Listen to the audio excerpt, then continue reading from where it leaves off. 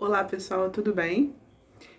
Hoje eu vim falar com vocês sobre a questão dos se é possível determinar exatamente se os gêmeos são dizigóticos, né, bivitelinos, ou monozigóticos, univitelinos, pela simples contagem de placenta.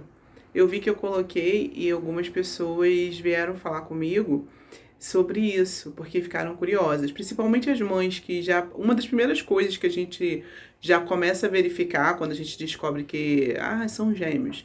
Aí a gente vai lá dar uma olhadinha, né, na questão da gestação e tudo mais, para saber, são univitelinos, são bivitelinos, né? A gente já começa a procurar para saber o que a gente vai viver, né? Vamos dizer assim, vamos ver que mais informação a gente tem sobre os nossos gêmeos.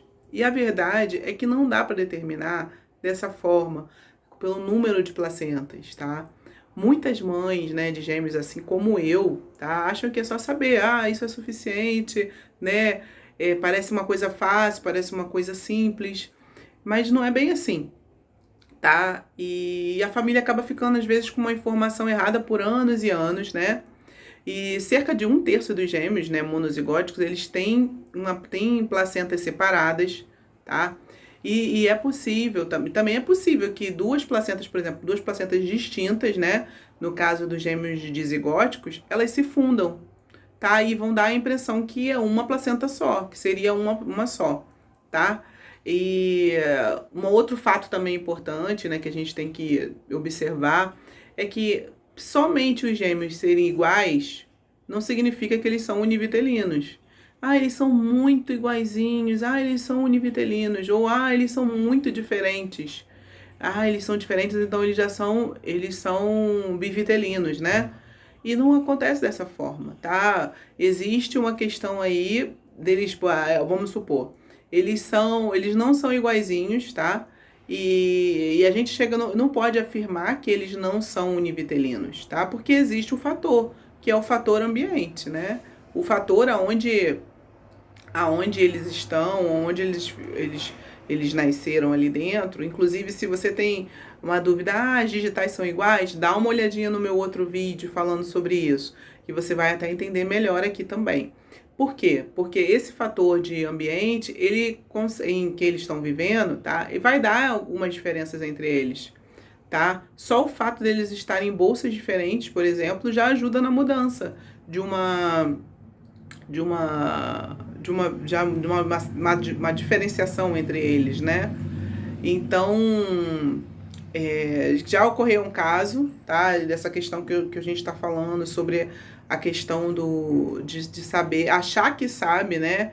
Pelo número de placentas e não ser.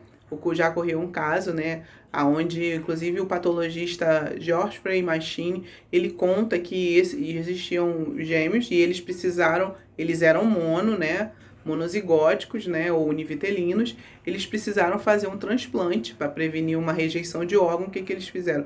Transplantado, né, um órgão transplantado, eles pegaram e deram durante 11 anos. Um dos gêmeos tomou durante 11 anos remédio desnecessariamente e sofreu efeitos colaterais severos devido ao médico acreditar realmente que eles eram diferentes, só porque eles eram diferentes, eles achavam que os gêmeos eram bivitelinos, tá? Então, quando na verdade eles eram univitelinos. Então, tudo isso poderia ter sido evitado se a mãe e o médico realmente soubessem a real genética dos gêmeos, né?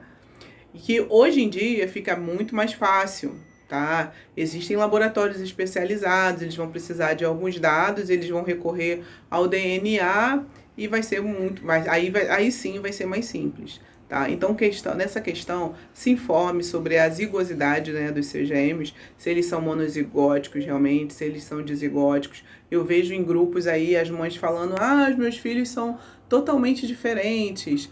Os meus filhos são muito parecidos. Então pode ter acontecido aí de haver uma análise errada nisso. Então, se você precisa, se é necessário, porque está precisando de alguma doença, precisa saber realmente sobre isso, procura saber direitinho. Se for questão, faz o exame de para saber, né, essa questão de desigualdade do seu filho.